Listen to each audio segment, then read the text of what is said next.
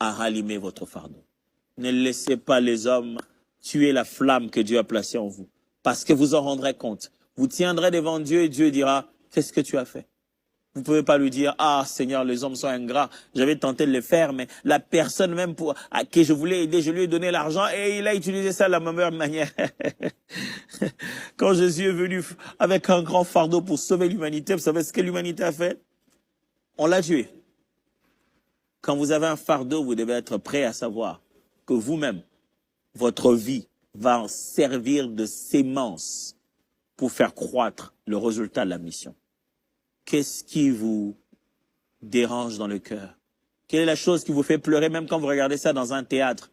Même quand vous passez en cours de route, ça revient dans votre tête. Quelle est la chose qui vous énerve, vous avez envie de frapper sur votre table quand vous regardez à la télé? Ça ne vous frustre pas pour rien. Il y a quelque chose en vous. Il y a les moyens surnaturels, l'onction divine pour atteindre cette mission. Alors, réveillez le fardeau. Prions ensemble. Abba, Abba, je prie, toi qui écoutes les prières. Je prie pour ma sœur, mon frère qui a un fardeau. Certains avaient même commencé leur fardeau et ils se sont arrêtés. Faute de courage parce qu'ils ont été complètement détruits. En fait, c'était même pas faute de courage, juste la déception, juste l'ingratitude des hommes, juste les gens qui sont autour d'eux les ont déformés.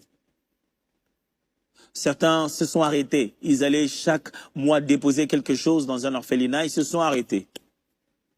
D'autres, ils se sont dit qu'ils étaient trop jeunes pour leur fardeau ou trop vieux. Mais je prie aujourd'hui, Seigneur, d'où qu'ils soient partout dans le monde, oh Dieu, en écoutant ce que je dis, Seigneur, rallume le feu. Rallume le feu dans leur cœur, Abba. Rallume le feu, ton feu. Qu'on arrête de regarder la vie avec l'égoïsme de moi. Qu'on se dise, qu'est-ce que Dieu m'a envoyé faire? Qu'il y ait encore une génération qui va crier, les ailes de ta maison me dévorent. Pas pour venir à l'église tous les jours. Parce que Jean nous a fait comprendre que ta maison, c'était pas un bâtiment. C'était le corps. C'était le corps qui était le temple. Que le zèle, le bonheur pour les uns des autres, que nous soyons déchirés à notre intérieur lorsqu'on voit les âmes, les êtres humains pour qui Jésus est mort à la croix, continuer à vivre dans une vie qui ne leur a plus donnée. Il y a déjà plus, mais ils vivent moins. Faut que chacun dans le domaine où le ressent ce fardeau du bonheur de l'être humain soit équipé,